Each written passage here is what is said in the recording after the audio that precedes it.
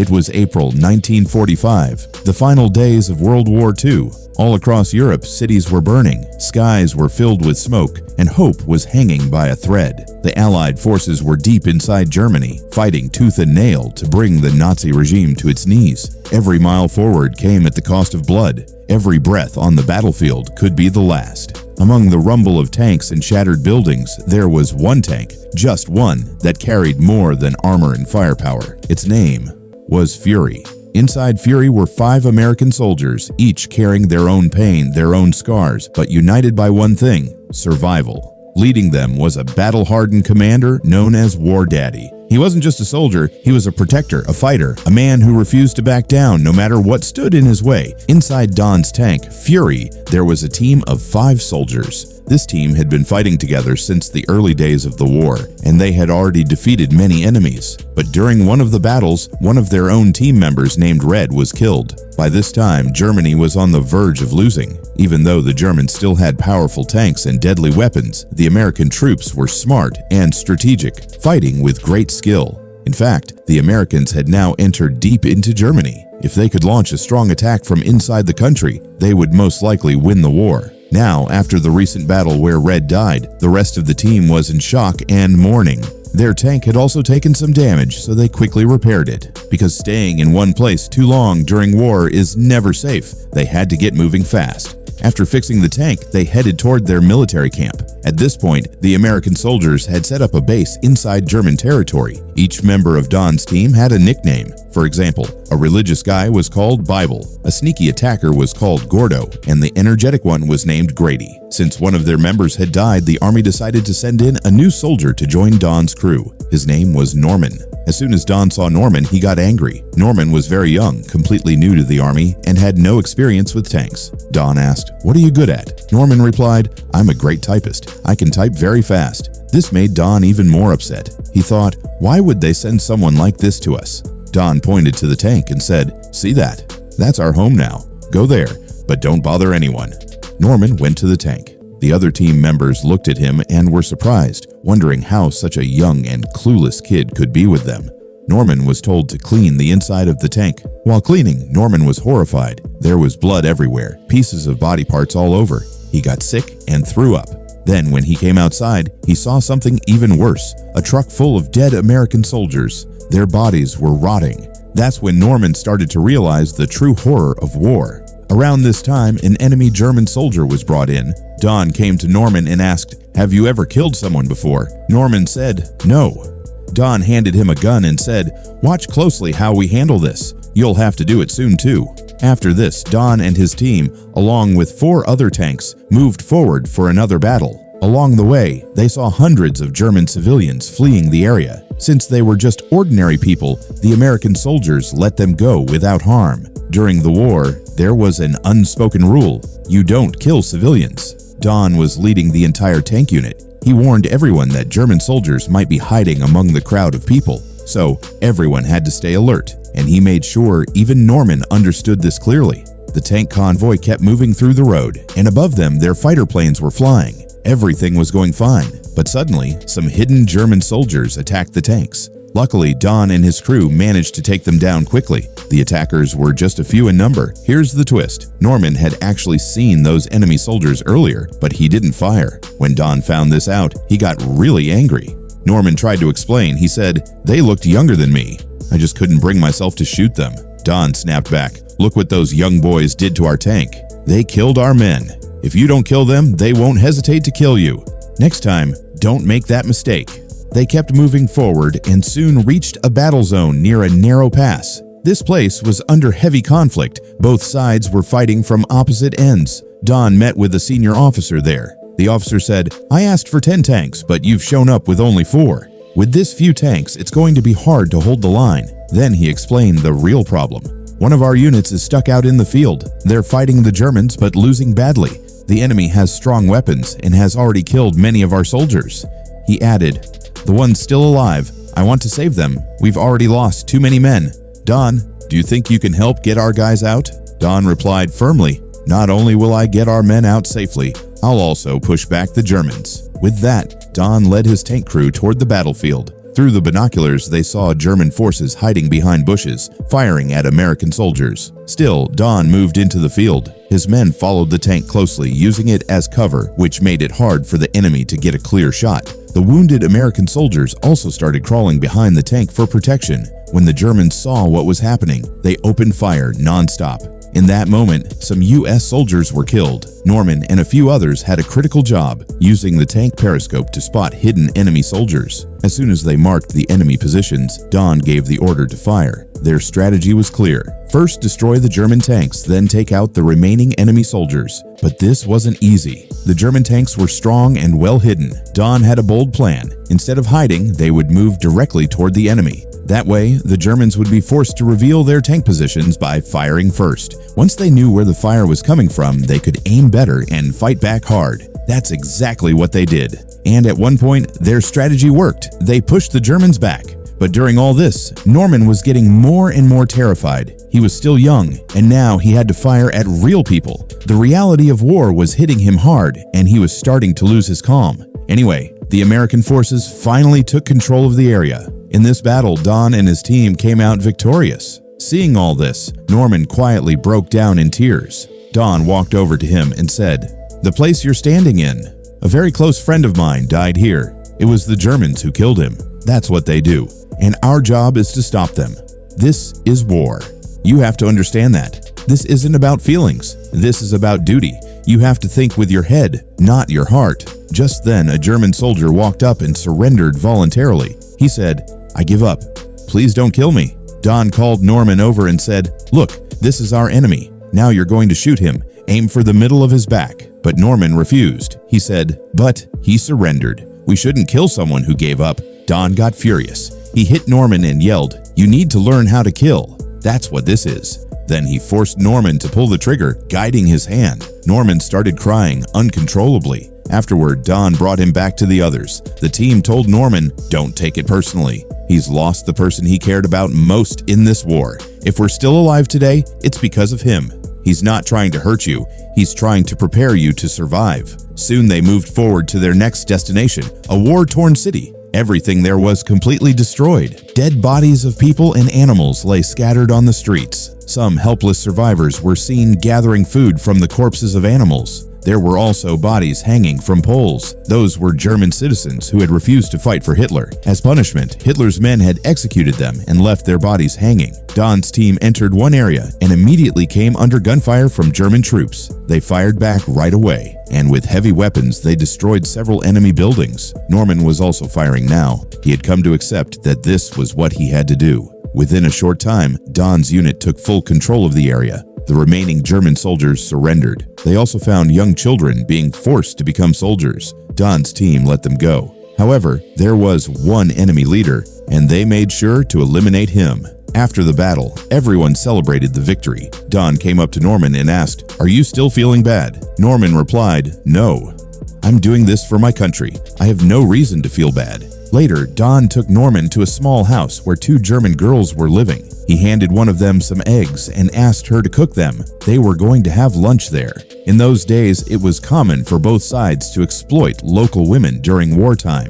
Often, women from the enemy side were seen as just objects, but Don wasn't like that. He believed that these women deserved respect. In the house, they found a piano.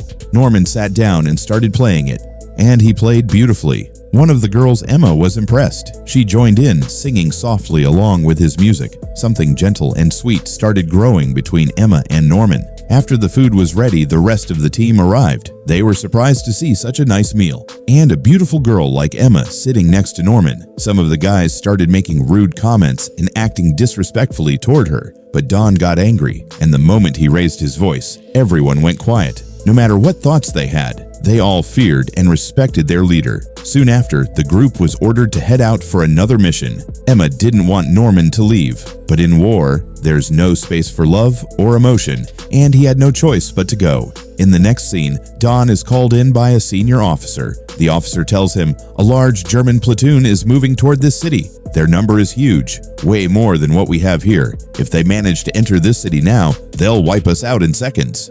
But we can't let that happen." So the officer asks Don to stall the German platoon. Just hold them off for a little while. If Don can delay their entry, reinforcements, more American troops, will arrive. Once those backup forces show up, they can take down the entire German platoon together. But the job is dangerous, nearly suicidal. Don and his team might not survive. Still, Don replies without hesitation, "We'll do it.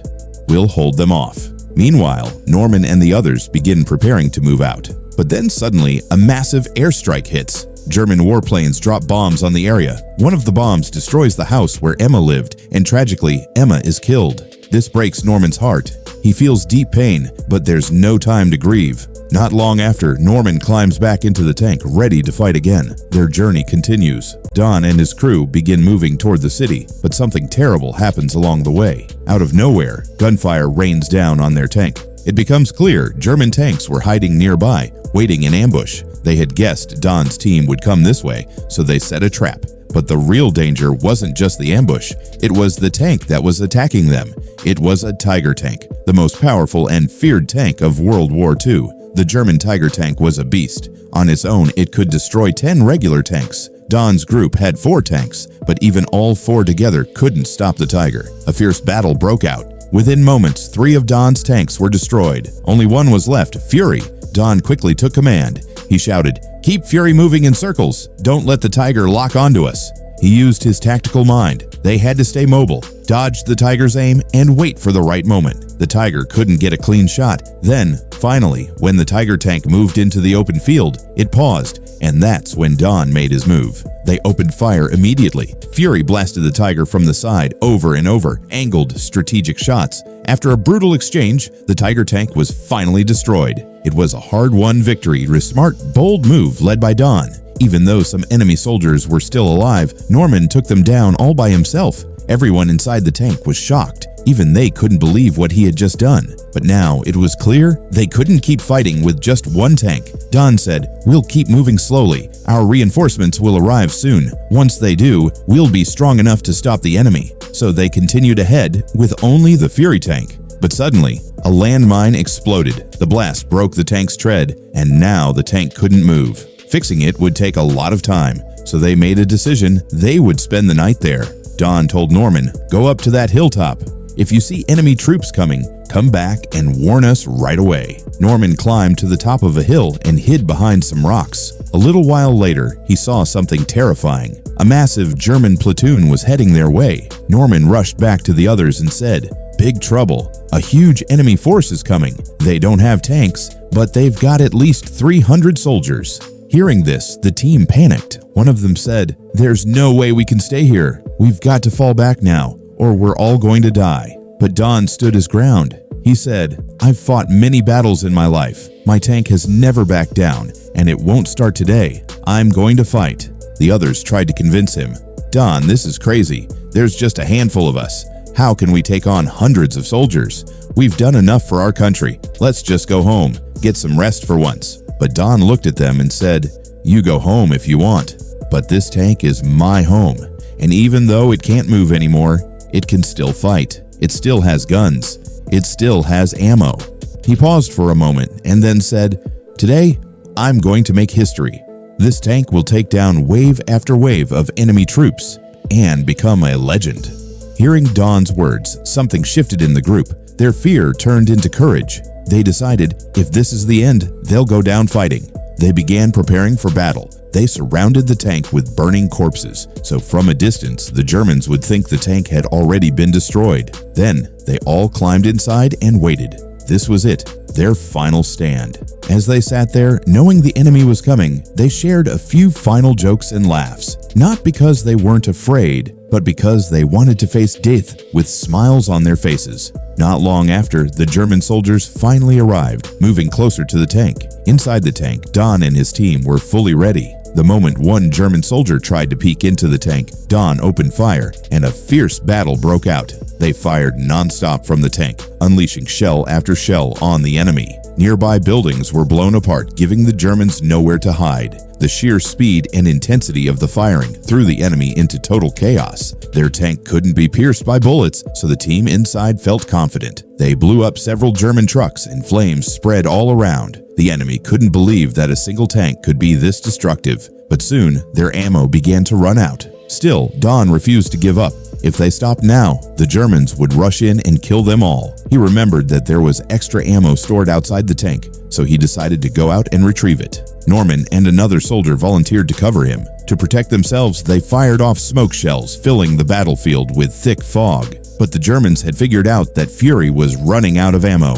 As soon as Don and the others stepped outside, the enemy ambushed them. Despite everything, Don managed to bring the ammo back, but he was wounded in the process. The Germans also started using smoke cover, creeping closer while staying hidden. At one point, the battlefield went eerily silent. They couldn't spot the enemy anywhere. Then suddenly, a massive explosion hit the tank from the side. Grady was killed instantly. Even while dying, Grady said, "I'm not afraid. Keep fighting." Despite being outnumbered, Don and the others kept fighting with everything they had, but eventually they completely ran out of tank shells. Don said, "We'll have to fight with guns now.